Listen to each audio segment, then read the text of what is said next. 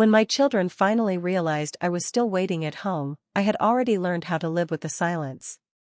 It was not the kind of silence you notice right away. It grows slowly, like dust on furniture no one touches anymore. At first, you think it is just a quiet day. Then you realize it has been quiet for years. I am a mother. That sentence used to mean everything to me. It still does. But now, it feels like a role I play alone, in a house that remembers more voices than it hears. This house was once full of noise. Morning arguments over the bathroom. Laughter during dinner. Footsteps running up and down the stairs. I used to complain about the mess, the noise, the chaos. I did not know that one day I would miss every single sound. I raised 3 children in this home. I stayed up late when they were sick. I waited by the window when they were late. I skipped meals so they could eat better. Like most mothers, I never kept count. I believed love was something that always came back. Their father passed away years ago. After that, this house became quieter, but still warm. The children were older then. They promised me they would always be there. I believed them, because I had no reason not to. Life moved forward for them. Jobs came. Marriages followed. New homes were built, far away from this one. Each goodbye was hopeful. Each visit became shorter. At first, they called every day. Then every week. Then only on special occasions. I told myself this was normal. Children grow. Parents learn to wait. I learned how to eat alone. How to talk to myself without feeling strange. How to turn the television on just to hear another voice. I learned how to smile when neighbors asked, "When are your children visiting?" I kept their rooms exactly the same. The beds were made. The cupboards were untouched. Their childhood stayed frozen in those spaces. I thought if I preserved it, they would come back more often. Sometimes I cooked their favorite meals, even when no one was coming. The smell filled the house. For a moment, it felt alive again. Then the food grew cold, and so did the feeling. The calls became rushed. "I'm busy, Mom. I'll visit soon. Next month, okay?" Their voices sounded kind, but distant. Like people speaking from another life. I never complained. I never begged. I did not want to be a burden. Mothers are taught that love means understanding.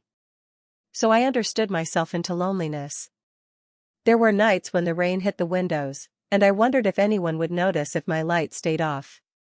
I wondered how a woman could spend her whole life raising others, and still end up alone. I wondered if this was the future waiting for all parents. Years passed this way. Birthdays celebrated through phone screens. Festivals marked by silence. I aged quietly. Wrinkles came. Strength left. But the waiting stayed. One winter, I fell ill. Nothing serious, but enough to scare me. I lay in bed staring at the ceiling, realizing that if something happened, no one would know for days. That thought hurt more than the sickness. I called my eldest son that night.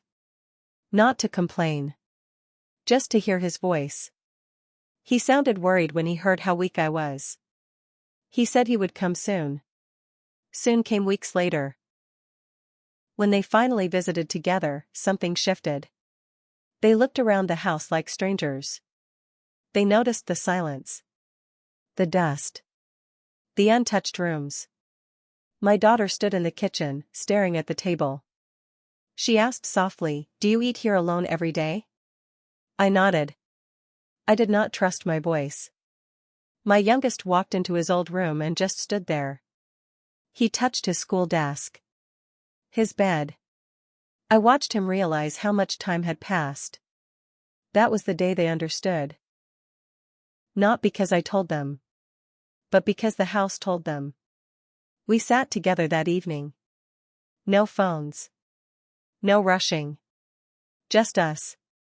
They listened as I spoke, slowly, carefully, without blame. I told them I did not need much. Not money. Not gifts. Just presence. Just time. There were tears. There were apologies. But more than that, there was awareness. Sometimes love does not disappear. It just forgets to show up. They visit more now. They call without rushing. They remember. But I want you to hear this part clearly. Do not wait until silence becomes proof. Do not let houses speak for parents who stayed quiet. If you still have someone waiting at home, do not assume they are fine just because they do not complain. Old age is not scary. Loneliness is. And love, real love, should never arrive late. If you are listening to this and someone came to your mind, please do not ignore that feeling. Sometimes parents do not ask for help because they spent their whole lives being strong. They wait quietly, believing love will remember them on its own. If your parents are still alive, call them. Not tomorrow. Not when life slows down.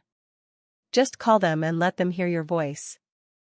One day, the house that raised you may become very quiet.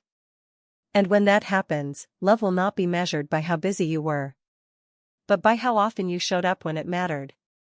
Thank you for listening. May we all learn to love before silence teaches us the lesson.